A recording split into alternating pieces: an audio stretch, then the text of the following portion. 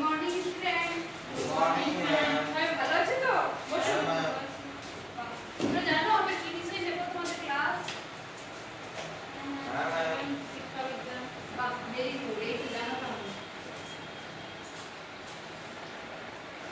তাহলে তোমরা বলতে পারবে আগের দিন ক্লাসে ছিলে তোমরা? আমি কি বিষয় বলেছিলাম যে নেক্সট দিন আলোচনা করব? বলো। শিক্ষা।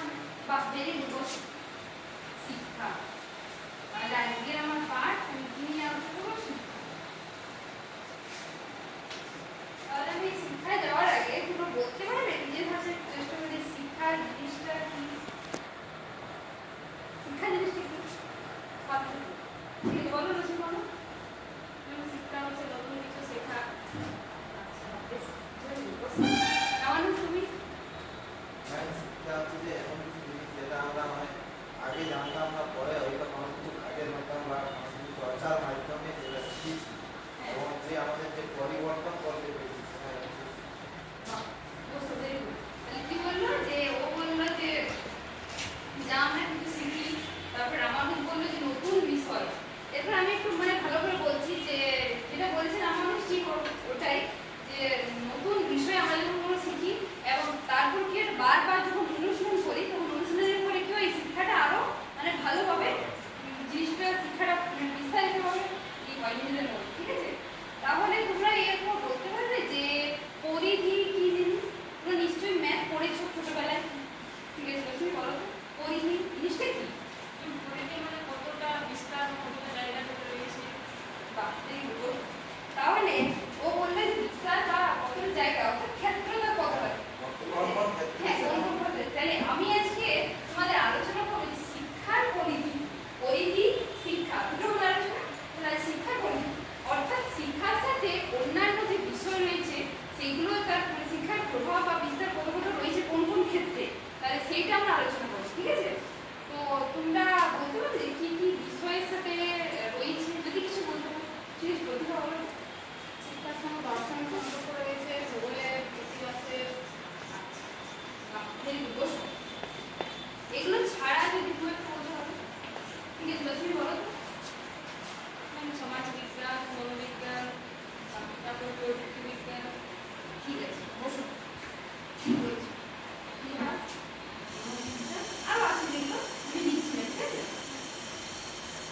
তাহলে এরপর বলো তো যে তোমরা দর্শনের সাথে শিক্ষার কি সম্পর্ক একটু যদি বলতে পারো। কিছু সম্পর্ক কেমন শুরু করবো? শিক্ষাকে আমরা কোন পথে এগিয়ে নিয়ে যাবো সেটা আমাদেরকে দর্শনের পথ দেখায়, শিক্ষা কোন দিকে এগিয়ে যাবে। হ্যাঁ, ঠিক বলছে, একদম দারুণ বলছে যে শিক্ষা যে কি লক্ষ্য হবে, শিক্ষা কোন পথে যাবে, শিক্ষার কৌশল কি হবে, শিক্ষাদানের পাঠ্যক্রম কি, সেগুলোকে দর্শনে দিয়ে দেয়। ঠিক আছে? তাহলে এবার শিক্ষার সাথে মনোবিজ্ঞান কি সম্পর্ক বলতে তুমি বলো।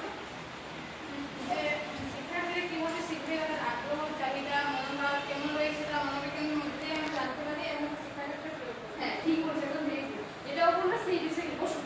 তো শিক্ষা ভাবলে হবে, তারপরে যে বুদ্ধি, ক্রিয়েটিভ অর্থাৎ সৃজনশীলতা, এগুলো যে সাইকোলজিক্যাল টেস্ট হয় সেগুলো কিন্তু আমাদের মনোবিজ্ঞানেই দিয়ে থাকে। বিভিন্ন মনোবিদ রয়েছে তাদের ক্ষেত্রে আমরা করা হয়। ঠিক আছে, তাহলে তো অনেকগুলো আলোচনা হলো। এরপর আমি বেশি না দুটো বলতে পারি যে রাশি বিজ্ঞানের সাথে কি সম্পর্ক বা ম্যাথ প্রায় একটু কাছাকাছি। আর কেউ এর বাদে ম্যাথের সাথে হয়তো চেষ্টা করো, কি বলো শিক্ষার সাথে কিভাবে আমাদের ম্যাথটা ইউজ হয়।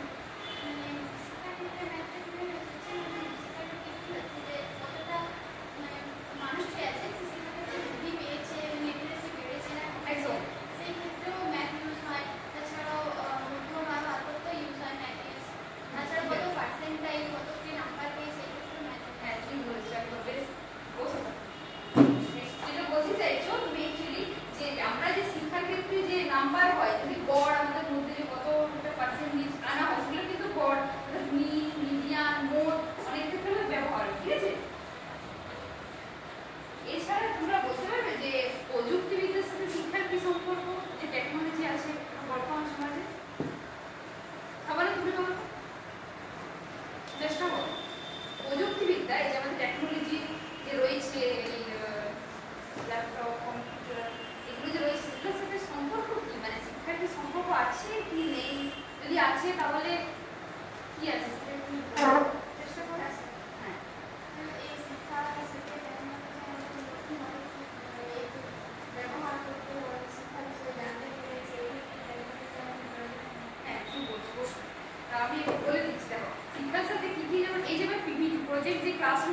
ব্যবহার করি, সেটাও কিন্তু একটা প্রযুক্তির মানে কি বলবো উপকরণ, ও কিন্তু ভূমিকা রয়েছে। তারপরে এই যে মানে নানা রকম যে নোটস পাচ্ছি আমরা গুগলে, তারপরে ক্লাসরুম যেগুলো হচ্ছে সেগুলো কিন্তু সব আমরা টেকনোলজি, শিক্ষার সাথে কিন্তু টেকনোলজি সম্পর্কে, আর যদি টেকনোলজি না থাকতো তাহলে শিক্ষা কিন্তু এগিয়ে যে নিয়ে এসেছি আমরা বর্তমান সমাজে সেটা কিন্তু আসতো না। ঠিক আছে, চলো এবার বেশি না তোমাদের দুটো কোশ্চেন করবো।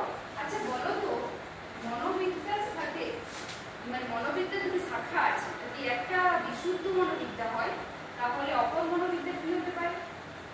প্রতিভা তুমি বলো তো। বাহ, বেশ বেশ বলো, বসো। ফলিত, তাহলে একটা যদি বিশুদ্ধ হয় তাহলে অন্যটা হবে ফলিত মনোবিদ্যা। এরপর আমরা তো আলোচনা করলাম শিক্ষার যে পরিধিগুলো, তাহলে আমরা যতগুলো আলোচনা করলাম মানে যে যে বিষয়গুলো, ওগুলো ছাড়া কি কি আর বিষয় আছে ওগুলো বাদ দে, আমাকে কিছু বলতে পারবে? একটু বলো তো। একদম হ্যাঁ, অর্থনীতি, কারণ আমরা দশা আলোচনা করছি অর্থনীতি। বা বসো, অর্থনীতি ওটা ছাড়া আর কি রয়েছে বলো প্রতিভা? রাষ্ট্রবিজ্ঞান। হ্যাঁ, রাষ্ট্রবিজ্ঞান। আর বসো।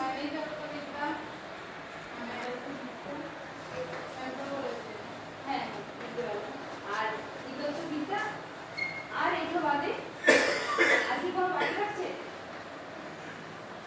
তাহলে প্রযুক্তিবিদ্যা হলো, রাশিবিজ্ঞান হলো, মনোবিজ্ঞান হলো, সমাজবিজ্ঞান হলো, অর্থনীতি হলো, রাষ্ট্রবিজ্ঞান হলো, নৃতত্ত্ববিদ। তারপর আবার বলেছিল ইতিহাস, ভূগোল। তাহলে এতগুলো সাবজেক্টের সাথে শিক্ষার সম্পর্ক রয়েছে। তাহলে শিক্ষার পরিধি কিন্তু ব্যাপক বা